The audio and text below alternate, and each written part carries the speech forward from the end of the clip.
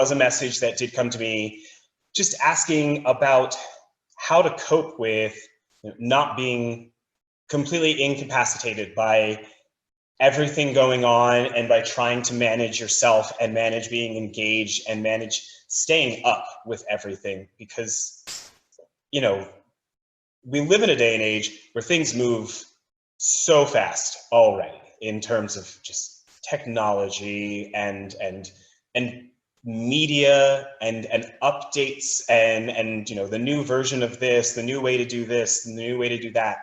It's like constantly changing. We add on top of it, you know, I think for me, the first crazy big layer just comes back to the pandemic. Today, headlines were finally saying that we're officially in our second wave. And it's kind of an old joke I do for myself.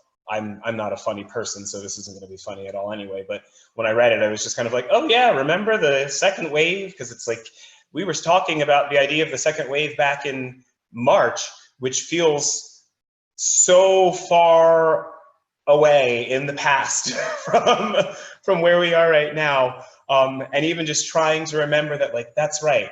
We now have the second wave to worry about in this pandemic that we started thinking about months ago, and then everything else that's happened in between it.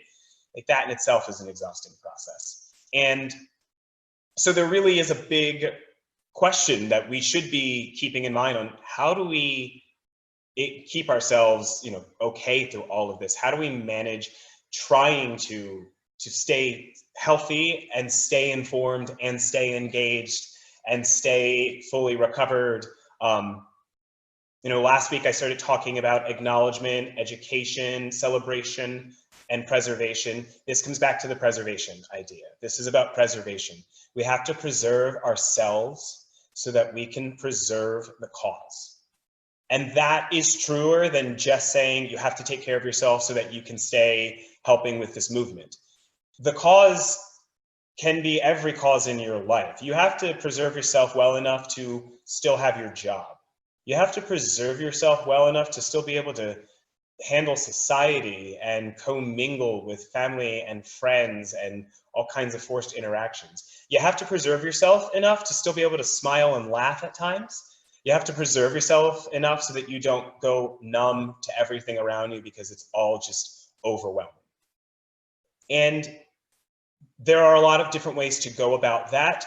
Just as you deliberately make an effort to educate yourself, just as you deliberately make an effort to be a part of a movement and be engaged, just as you deliberately make an effort to come to these meetings, make a deliberate effort to take time off.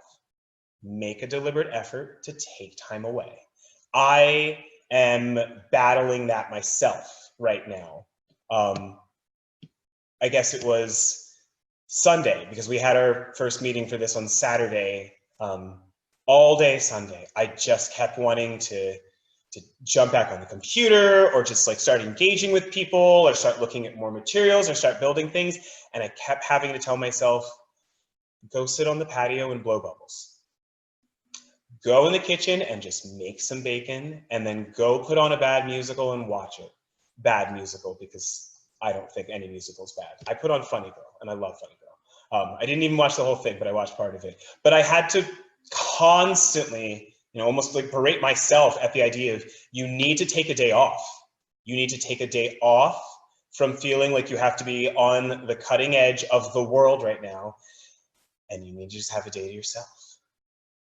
It's even more difficult to do that when we have spent so much time being confined in our homes, and we've tried to work through all of those phases and stages of our home is a place that we're trying to rest. It's a place that we're trying to just love. It's a place that we're trying to now work. It's a place where we're trying to separate from other things happening. And I absolutely do that, where it's like, okay, when I'm tired, I've got to be up in my bedroom watching TV. If it's anything in between, it should be in the living room. Okay, sit in the dining room, but face this way when you got to go through your emails. Now come over here when you're going to do Zoom meetings.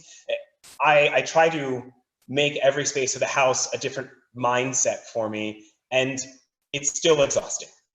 And it was before the movement lit up with even more fire and you know, engagement.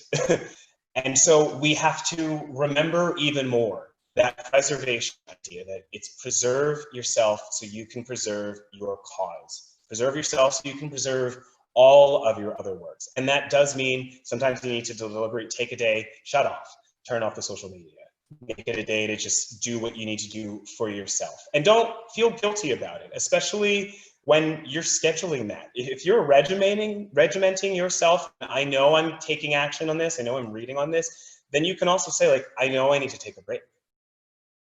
It's just as important. If you don't sustain yourself, it is harder to sustain the greater efforts and the bigger picture.